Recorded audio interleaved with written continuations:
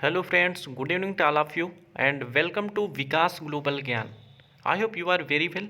और जैसा कि हम लोग already episode number 1 Hindi practice का कर चुके हैं, ठीक है, जो कि पहले हम सीरीज चला रहे हैं और ये जो सीरीज चलने वाली है ये 5000 क्वेश्चन की सीरीज चलने वाली है। शायद आपको दिख भी रहा होगा बैकग्राउंड में, ये हम लोग 5000 क्वेश्चन की सीरीज चलाने वाले हैं, ठीक है। 1 बाय 1 करके एपिसोड में वीडियोज आपको मिलते रहेंगे।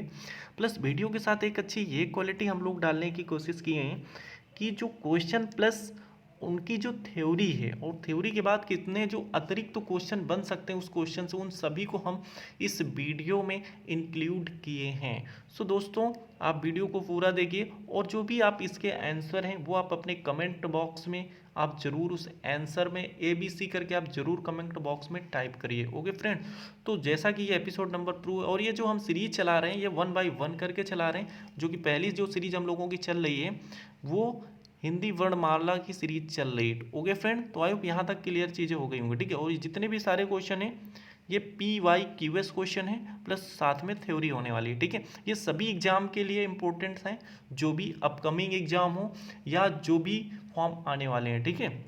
जैसा कि इसमें UPPCS के भी क्वेश्चन होंगे, RO के भी क्वेश्चन होंगे, UPSI के भी क्वेश्चंस होंगे और कम्पिटिटिव एग्जाम जिसमें भी सारे, जिसमें अगर हिंदी के क्वेश्चन है, अगर हिंदी का सेक्शन पूछा जाता है तो उन सभी के क्वेश्चंस आपको यहाँ पे मिल जाएंगे, प्लस आने वाले एग्जाम्स के लिए इम्पोर्टेंट होने वाले। ओके फ्रेंड, तो अब हम लोग चैनल चलते हैं क्वेश्चन की तरफ, ठीक है। तो जैसा कि क्वेश्चन नंबर पहला ये रहा आपके सामने, ठीक है। क्वेश्चन नंबर यहाँ से आपको नहीं फोकस करना है कि क्वेश्चन क्या है, ठीक है, आपको क्वेश्चन नंबर से चलना है, ठीक है। वो ऑर्डर से मतलब नहीं है, वो तो मैं ऐसे सीरियल करके हम लोग लिए हैं, बट हमें क्वेश्चन से समझना है, ठीक है। जैसा कि पहला क्वेश्चन है कि निम्नलिखित शब्दों में से, ठीक है, क्वेश्चन को एक बार पढ़ना है, फिर आपको 5 से 10 सेकंड का आपका टाइम है, ठीक है। 5 सेकंड का आपको टाइम दिया जाएगा और 5 सेकंड में उसमें से आपको ऑप्शन ABCD करके आपको कमेंट बॉक्स में टाइप करना है, ठीक है। तो इसमें क्वेश्चन में पूछा है कि निम्नलिखित शब्दों में से शब्द के द्वित्व व्यंजन आपको बताना है, ठीक है। तो इसमें से जैसे ऑप्शन नंबर आपका पहला भी दिया हुआ है, ठीक है, ऑप्शन नंबर पहला पुनः है, ऑप्शन नंबर B है कि ऑप्शन नंबर C है कि ऑप्शन नंबर D है। आई होप आपने सब लोगों ने आंसर कर लिया होगा, ठीक है। जो फाइनली इसका आंसर आ रहा है वो ऑप्शन नंबर आपका C, जो कि क्या होगा, आपका करेक्ट आंसर होगा। ओके, आई होप यहाँ तक चीज़ें क्लियर हो गई होंगी, ठीक है। तो option number C is correct answer, ठीक है। जो द्वित्व व्यंजन है वो आपका क्या है, दिल्ली के आपका द्वित्व व्यंजन है, ठीक है। अगर फ्रेंड्स हम लोग समझने की कोशिश करते हैं कि ये द्वित्व व्यंजन होता क्या है, तो सिंपल सा एक ही चीज़ आपको समझना है, जब किसी वर्ण की, ठीक है, जैसे द्वित्व व्यंजन आया, ठीक है, तो आपको एक सिंपल सा एक फंडा समझना है कि द्वित्व व्यंजन हम लोग कैसे पहचान सकते हैं, ठीक है। तुरंत अगर किसी शब्द में हमें अगर क्वेश्चन हमसे पूछ लिया है कि द्वित्व व्यंजन क्या है तो हम लोग कैसे पहचान सकते हैं, बिल्कुल से क्विक, ठीक है। तो उसमें क्या करना है, आपको ये चीज़ें देखना है, ठीक है, कि कोई भी एक वर्ण है, अगर वर्ण आपका रिपीट हो रहा है, ठीक है, जैसे मान लो हमारे पास का है, ठीक है, अगर ये हमारे पास एक तो का हमारा एक व्यंजन हो गया, ठीक है। अगर ये व्यंजन हमारा रिपीट हो रहा है, बट वो जो रिपीट होने का मतलब वो आपके हाफ में रिपीट हो रहा हो, ठीक है, क्या हाफ में रिपीट हो रहा है, यानी कि जो उसका पहला वर्ण होगा वो हाफ होगा और जो दूसरा होगा वो आपका क्या होना चाहिए, आपका फुल होना चाहिए। तो इस तरह से हमारा क्या कहलाता है, द्वित्व व्यंजन कहलाता है, ठीक है। आई होप ये चीज़ें क्लियर हो गई होंगी और मैं आपको एक अदर एग्जांपल के थ्रू समझाता हूँ। जैसे आपसे क्वेश्चन में पूछ ले, मान लो बाय द वे आपको एग्जांपल से समझना है, ठीक है। तो जैसा कि यहाँ पे दिल्ली है तो ये द्वित्व व्यंजन हो गया, ठीक है। मैं और एक दूसरा सा एग्जाम्पल ले ले रहा हूँ, बहुत अच्छा एग्जाम्पल हो गया, ठीक है। जैसे यहाँ पे एक ये भी आ सकता है कि बल्ली भी क्वेश्चन पूछ सकता है, बिल्ली भी, सिंपल से क्वेश्चन और ले लीजिए आप, बिल्ली, ठीक है।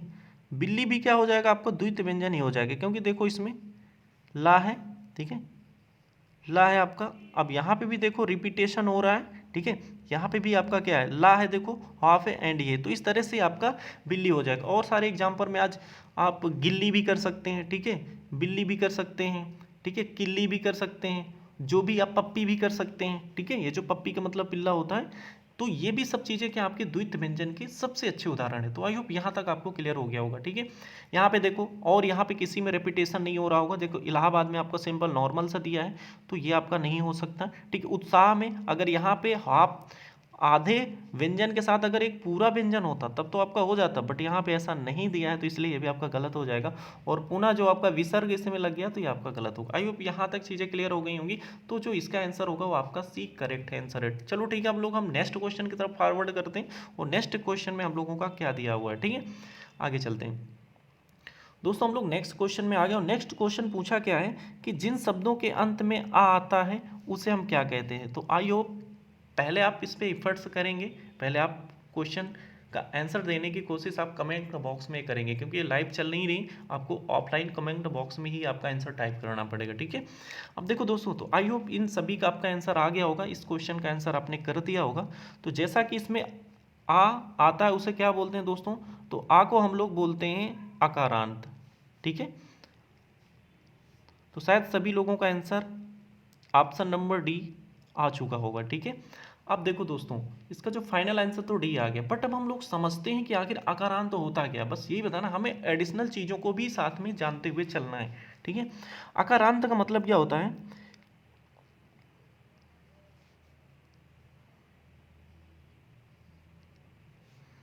ठीक है, आकारांत से मतलब ये है कि जब किसी शब्द की स्टार्टिंग, ठीक है, जब किसी शब्द की स्टार्टिंग आ से होती है तो उसे हम लोग अकारांत बोलते हैं। सिंपल से एक ही फंडा है। ठीक है, जब अगर कोई भी शब्द है आपका, अगर उसकी स्टार्टिंग में, अगर प्रारंभ में अगर आ शब्द है तो आपका क्या हो जाएगा, आपका हो जाएगा अकारांत। ठीक है, अब जैसे इसके और भी एग्जांपल आप समझ सकते हैं। ठीक है, जैसे मैं सिंपल से चीज़ अगर मैं आपको बोल दूं कि जैसे अमर है, ठीक है, ये आपका कोई शब्द है।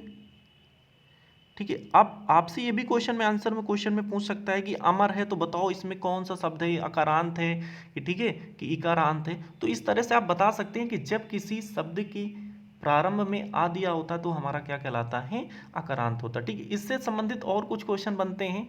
एक क्वेश्चन यहाँ से और बन जाता है कि एक होता है आकारांत, इनको सब आप नोट डाउन करते चलिएगा। बहुत ही शब्द यही तो कंफ्यूजन में डालने वाले क्वेश्चन होते हैं, बट और हिंदी में कुछ भी नहीं है।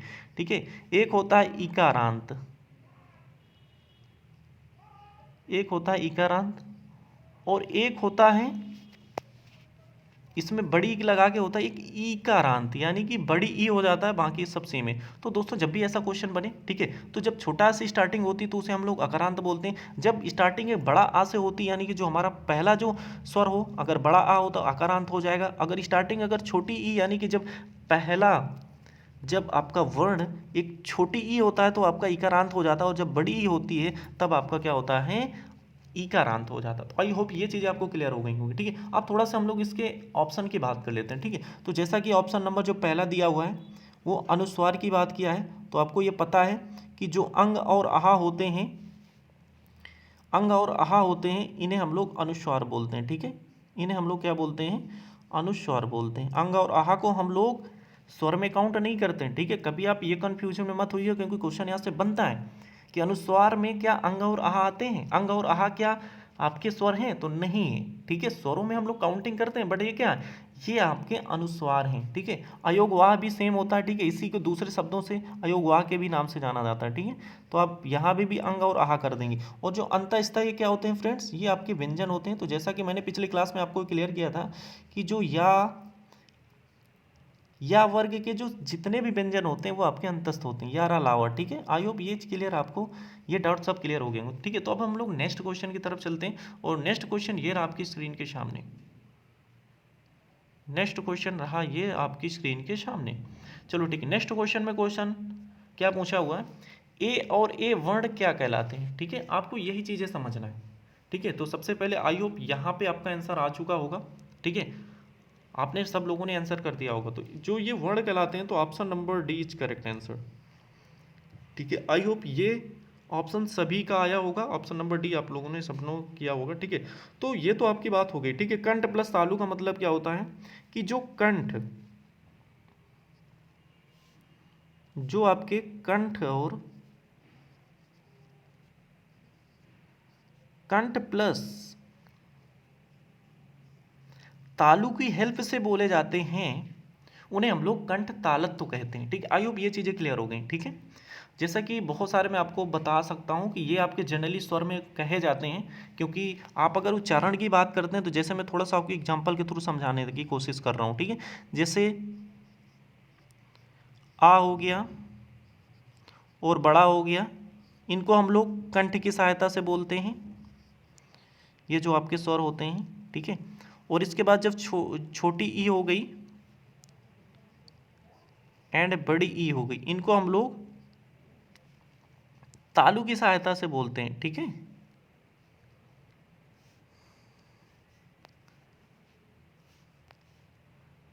तो आई होप ये चीज़ें आपको समझ में आ गई होंगी, ठीक है। तो इसीलिए जब ए की बात करते हैं तो ए और ए जो होता है ये आपका बनता किससे, क्वेश्चन यहाँ से बनता है कि जब आ प्लस जब छोटी ई मिलती हैं तब आपके ए का निर्माण होता है, और जब आ प्लस बड़ी ई मिलती है तब आपका ए का निर्माण होता है। तो भाई जब आ का उच्चारण स्थान क्या है भाई, कंठ है, तो जाहिर सी बात इसका तालु हो जाएगा, तो आपका नंबर डी करेक्ट हो जाएगा। नासिक व्यंजन की बात करें तो प्रत्येक व्यंजन का जो पंचमा अक्षर होता है उसे नासिक व्यंजन भी बोलते हैं, ठीक है। पांचवा जो अक्षर होता है उसे आप नासिक व्यंजन भी बोलते हैं, ठीक है। ओट्स में क्या आते हैं, पा वर्ग के, यानी कि पा वर्ग के सभी जो व्यंजन होते हैं वो आपके ओट्स के अंतर्गत आते हैं, पा फा वा, ये चीज़ हो गई, ठीक है। आई होप ये आपको समझ में आ गया होगा। तो अब हम लोग नेक्स्ट क्वेश्चन की तरफ फॉरवर्ड करते हैं, और नेक्स्ट क्वेश्चन ये रहा आपके सबके सामने, ठीक है।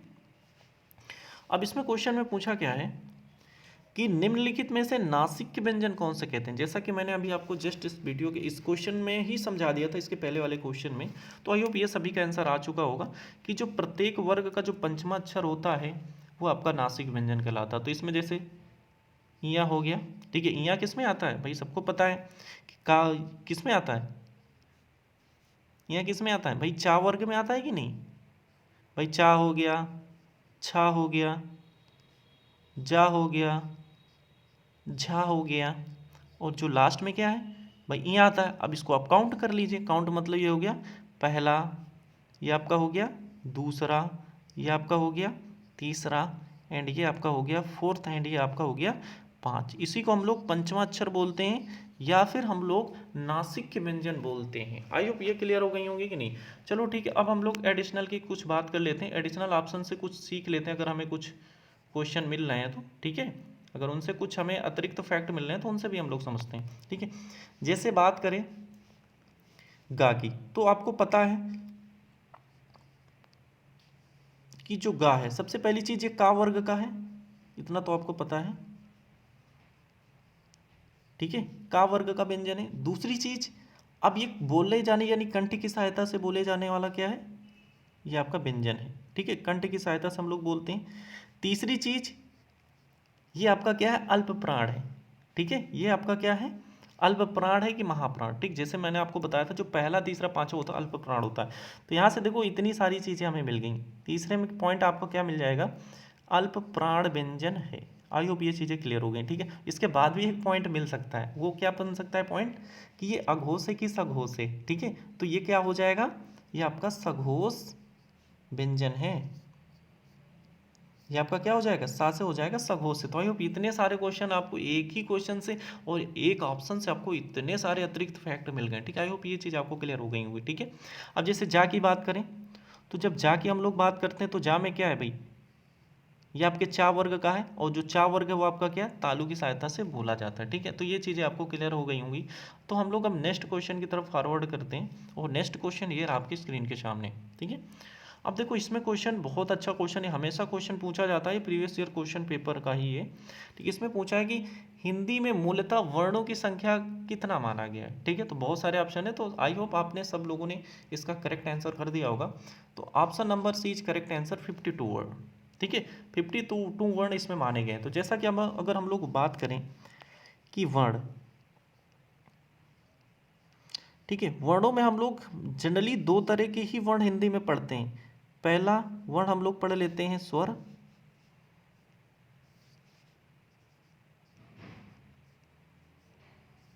दूसरे में हम लोग व्यंजन पढ़ते हैं। ठीक है। जो स्वर होते हैं जनरली स्वरों की संख्या कितनी मानी गई है? 11। ठीक है। अब इस ऑप्शन के अनुसार 52 है, तो आपका कितना हो जाएगा? आपका कितना हो जाएगा यहाँ पे? वो कितने व्यंजन निकल के आएंगे भाई? 41 है। ठीक है, और 41 11 में कितना हो जाएगा? सिंपल सी चीज़, आपके यहाँ पे निकल आएगा 41 व्यंजन एंड 11 स्वर। बट दोस्तों एक कन्फ्यूजन का क्वेश्चन यहाँ से बनता है, अगर मैं आपसे पूछूं कि हिंदी वर्णमाला में मात्राओं की संख्या कितनी है? हिंदी वर्णमाला में मात्राओं की संख्या कितनी कितनी मात्रा होती हैं? सो फ्रेंड बहुत सारे ऑप्शन दे रहे होंगे कि 11 मात्रा होती हैं। 11 आपके स्वर होते हैं। जब मात्रा की बात करते हैं तो भाई मात्राएं जो आपकी 10 होती हैं, ये आप नोट डाउन कर लीजिए, बहुत इंपॉर्टेंट फैक्ट है। क्योंकि मात्रा में हम लोग कभी छोटा की मात्रा थोड़ी काउंट करते हैं भाई, छोटा की आपको तो हर जगह पे मिलेगी ना, तो छोटा की मात्रा काउंट ना करके बाकी सब करते हैं। इसलिए जो मात्रा की संख्या वो आपकी 10 होती है, स्वर की संख्या आपकी 11 होती है, और यहाँ पे जो व्यंजन होते हैं आपके 41 होते हैं। ठीक है, इसको हम लोग आगे डिटेल से फिर से कभी डिटेल से डिस्कस करेंगे, बट अभी टाइम नहीं है, क्योंकि अगर ज़्यादा टाइम इसमें दे देंगे, ज़्यादा एक्सप्लेन कर देंगे तो फिर टाइम बहुत ज़्यादा लग जाएगा। तो हम लोग चलते हैं नेक्स्ट क्वेश्चन की तरफ। नेक्स्ट क्वेश्चन ये रहा आपकी स्क्रीन के सामने। ठीक है, नेक्स्ट क्वेश्चन में जैसा पूछा हुआ है कि कौन सी ध्वनि, पहले आपको क्वेश्चन पढ़ना है। ठीक है, निम्नलिखित में से कौन सी ध्वनि ओंठ से नहीं है? यानी कि ओंठ से नहीं, इसका मतलब क्या है? सिंपल चीज आपको ये समझना है कि जो ओंठ की सहायता से नहीं बोली जा सकने वाली, इसमें से ध्वनि कौन है? ठीक है, तो आई होप सबसे पहले आपने सबने आंसर कर दिया होगा। ठीक है, आंसर इसमें दिया भी हो, मैंने हाइड नहीं किया। ठीक है, तो इसमें जैसे कि ता है, option number D is correct answer. But अब चलते हैं हम लोग थोड़ा से, जैसे हर क्वेश्चन में एडिशनल फैक्ट जानते चले आए, तो इसमें भी हम लोग एडिशनल फैक्ट जानने की कोशिश करेंगे। ठीक है, तो ये हो गया। तो जैसा कि मैंने बताया कि इसमें कहा ओट्स व्यंजन, तो सबसे पहले हमें समझना है कि ओट्स व्यंजन में आता कौन कौन है। ठीक है, तो अगर हम लोग व्यंजन की बात करते हैं, ठीक है, तो हमें पता है जो का वर्ग के जितने भी व्यंजन हैं वो आपके क्या हैं? कंठ, कंठ की सहायता से बोले जाने वाले व्यंजन हैं। अगर हम लोग चा वर्ग की बात करते हैं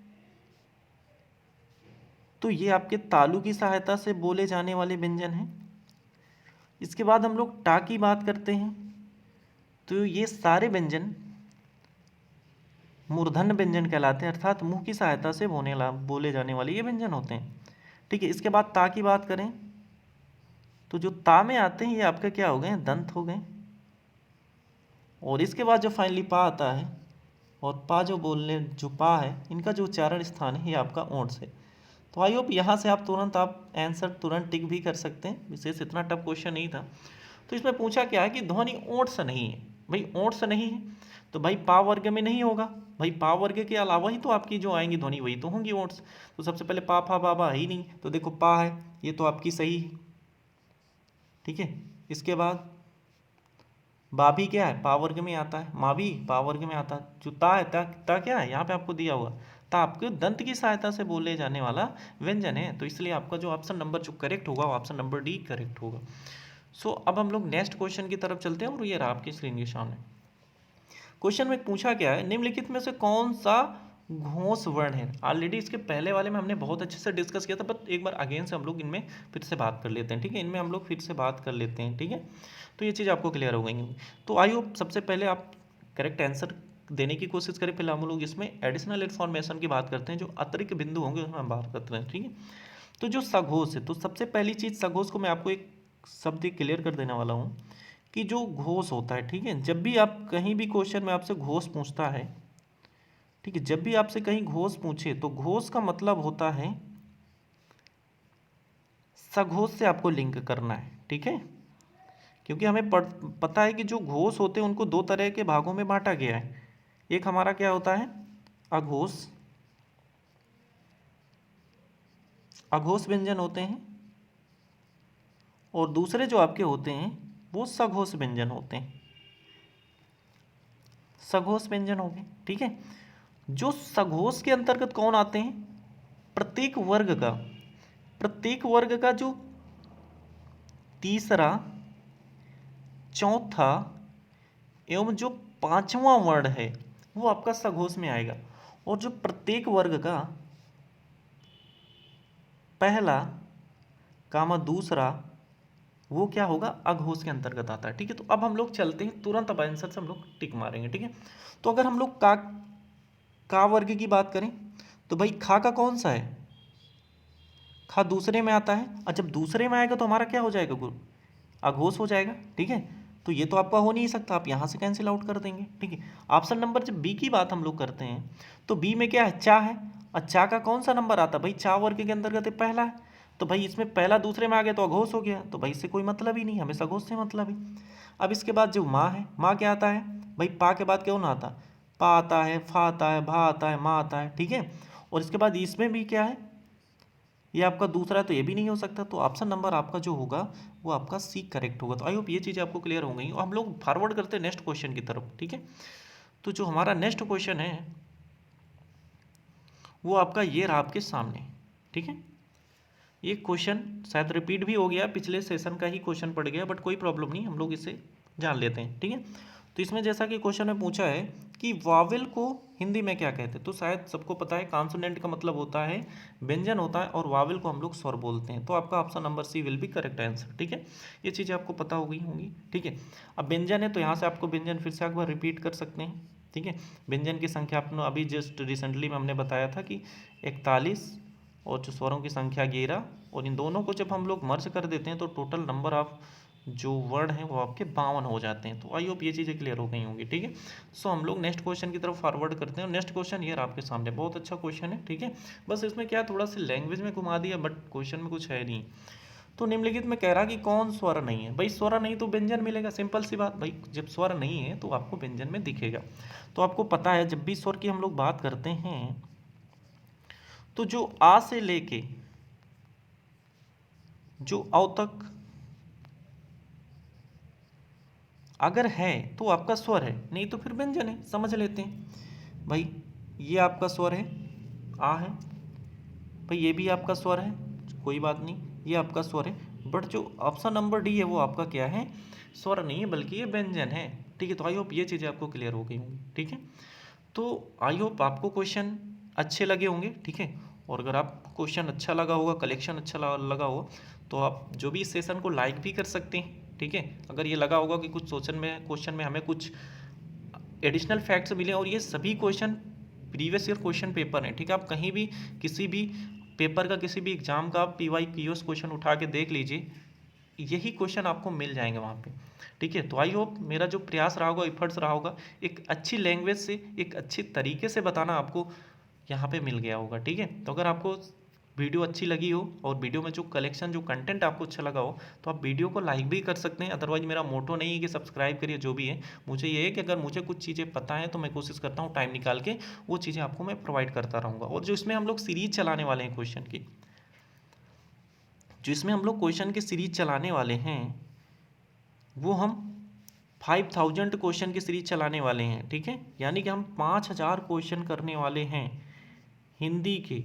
अब 5000 क्वेश्चन का मतलब, अगर 5000 क्वेश्चन आप कर लिए प्लस एडिशनल फैक्ट्स के साथ, तो मैक्सिमम आपके something 6K to 7K question हो जाएंगे। और इतना क्वेश्चन कलेक्शन करने के बाद मैं ये बता देना चाहता हूँ कि हिंदी का कोई भी एग्जाम हो, ठीक है, हिंदी का कोई भी एग्जाम हो, चाहे फिर वो यूपी बीएड का हो, ठीक है, वो यूपी बीएड का हो या कोई भी हो, अगर 50 की तो नहीं गारंटी लूँगा, क्योंकि कुछ में कुछ गलत भी होते हैं, जब क्वेश्चन गलत होते हैं तो उसके मार्क्स आपको मिलते नहीं। ठीक है, कहीं कहीं पे वो कमीशन मानता ही नहीं। 50 में ये नहीं कहूँगा, आपको 45 प्लस आप आराम से टच कर सकते हैं। ठीक है, तो आई होप ये चीज़ें आपको क्लियर हो गई होंगी। सो तब तक के लिए थैंक यू सो मच, और नेक्स्ट वीडियो में मिलते हैं हम लोग। ठीक है, अगर आपको वीडियो अच्छा लगा तो आप ये शेयर भी कर सकते हैं। ठीक है, so friend, thank you so much and see you letter.